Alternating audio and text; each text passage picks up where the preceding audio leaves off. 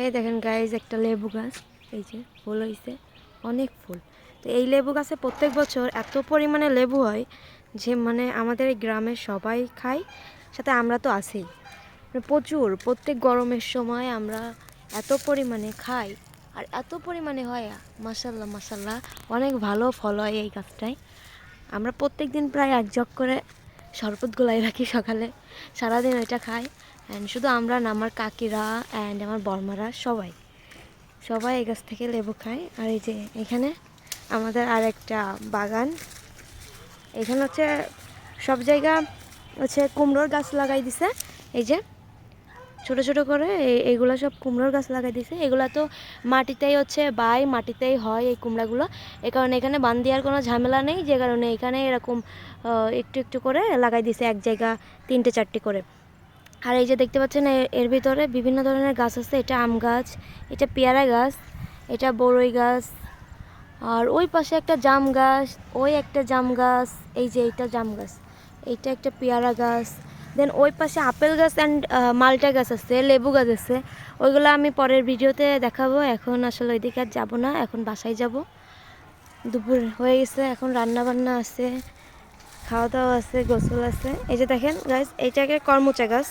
এই গাছটা বড় হয়েছিল, বাট মাঝে এটা একটু নষ্ট হয়ে গেছিলো, যে কারণে মাথা থেকে কেটে দেওয়া হয়েছিল। এখন এই যে আবার হচ্ছে, সুন্দর হচ্ছে।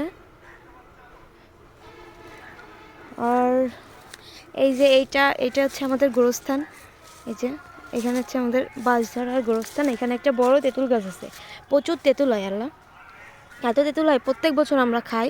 অ্যান্ড এখনও আছে, এখনও ফ্রিজে তেঁতুল আছে। অ্যান্ড আমি কিছুদিন আগে আচার করছিলাম, যে কারণে হচ্ছে গিয়ে একটু কমে গেছে, বাট এখনও এক প্যাকেট হয়তো বা আমাদের আছে, ফ্রিজে আছে। অ্যান্ড আমার বর্মাদের ফ্রিজেও মেবি ওরকম 2-3 প্যাকেট পাওয়া যাবে, আমাদের কাকিদের ফ্রিজেও পাওয়া যাবে। আর এই যে এটা হচ্ছে আমাদের পুকুর, এ দেখেন হাঁস গোসল করতেছে, কি মজা না এদের, প্রচুর মজা।